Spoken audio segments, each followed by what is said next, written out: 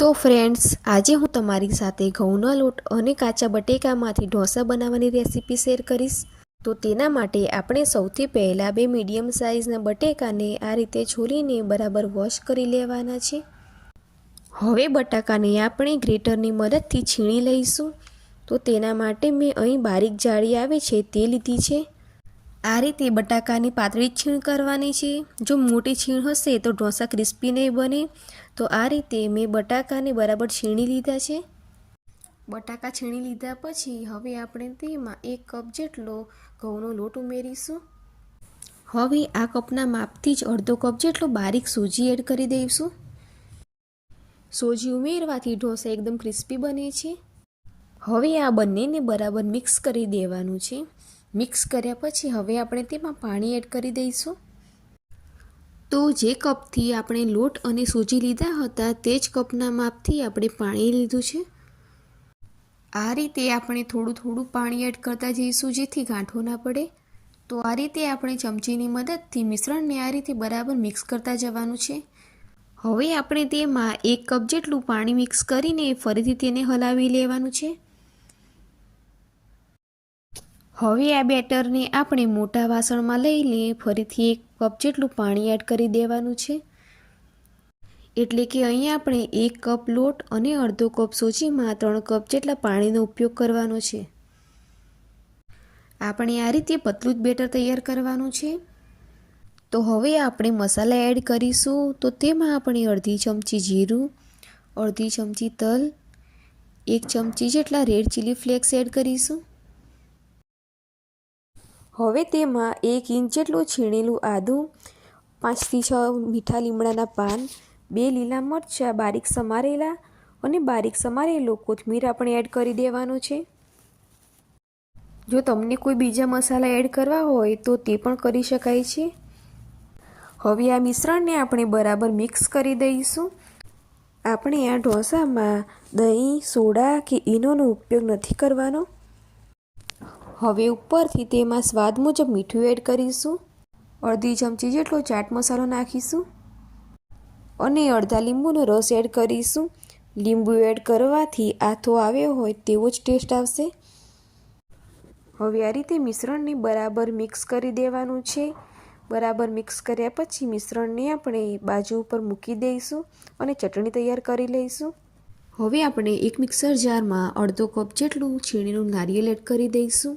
તેમાં 2 થી 3 જેટલા લીલા મરચાં, 1 ઇંચ જેટલું આદું અને 5 થી 6 જેટલા મીઠા લીમડાના પાન એડ કરી દઈશું। પછી તેમાં 2 ચમચી જેટલું દહીં એડ કરીશું। તેમાં બારીક સમારેલું કોથમીર અને સ્વાદ મુજબ મીઠું એડ કરી દઈશું। હવે થોડું પાણી એડ કરીને મિક્સરમાં આપણે ચટણી તૈયાર કરી લઈશું। ચટણી તૈયાર થઈ જાય એટલે તેને આ રીતે એક વાસણમાં લઈ લઈશું। હવે વઘાર કરવા માટે તેમાં આપણે એક પેનમાં 1 ચમચી જેટલું તેલ લઈ લઈશું। તેલ ગરમ થાય એટલે તેમાં રાઈ, મીઠા લીમડાના પાન અને 1 સૂકું લાલ મરચું નાખીને ચટણી ઉપર રેડી દઈશું। તો આપણી ચટણી રેડી છે। તો હવે આપણે ઢોસા બનાવશું। તો તેના માટે આપણે એક તવાને ગરમ કરીને તેલથી આ રીતે બરાબર ગ્રીસ કરી લઈશું જેથી ઢોસા તવાને ચોંટી ન જાય। હવે ઢોસાનું બેટર લઈને તેને બરાબર મિક્સ કરી દઈશું કેમ કે બેટરમાં પાણી ઉપર આવી જાય છે અને બધું મિશ્રણ નીચે બેસી જાય છે। તો જ્યારે પણ તમે ઢોસા બનાવો ત્યારે મિશ્રણને આ રીતે બરાબર મિક્સ કરી દેવું। હવે ગેસની હાઈ ફ્લેમ ઉપર આ રીતે ખીરું થોડું ચમચાની મદદથી પાથરતા જઈશું। ખીરું પાથરતી વખતે ગેસની ફ્લેમ હાઈ રાખશું જેથી ઢોસામાં જાળી પણ પડશે અને ઢોસા ક્રિસ્પી પણ બનશે।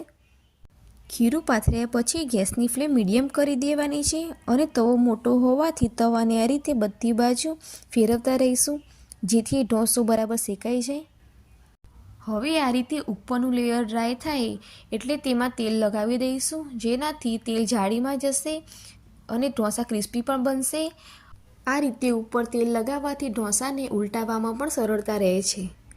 ઘઉંના લોટના ઢોસા હોવાથી તેને શેકાતા 2 થી 5 મિનિટનો સમય લાગશે। તો તમે જોઈ શકો છો કે તેની કિનારીઓ હવે ગોલ્ડન બ્રાઉન થઈ ગઈ છે। આ રીતે ગોલ્ડન બ્રાઉન કલર આવે એટલે ઢોસો ઉતારી લેવાનો છે। હવે ઢોસાને આપણે એક ડીશમાં લઈ લઈશું। તો હવે બીજો ઢોસો પણ આપણે બનાવી દઈશું. તો મિશ્રણને આપણે બરાબર હલાવીને ફરીથી આપણે મિશ્રણ તવા ઉપર રેડી દેવાનું છે અને આ રીતે ફરીથી બીજો ઢોસો બનાવી દેવાનો છે. તવા ઉપર આ રીતે મિશ્રણ બરાબર પથરાઈ જાય એટલે ગેસની ફ્લેમ આપણે મીડિયમ કરી દેવાની છે.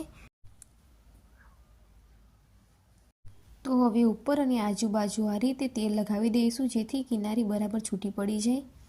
આ ઢોસામાં આપણે સોડા કે ઈનોનો ઉપયોગ કર્યો નથી, જેથી ખાવામાં પણ હેલ્ધી છે અને તમે બાળકોને લંચ બોક્સમાં પણ આપી શકો છો. 4 થી 5 મિનિટ પછી ઢોસામાં આ રીતે બ્રાઉન કલર આવે તો તેને આપણે ડીશમાં કાઢી લઈશું.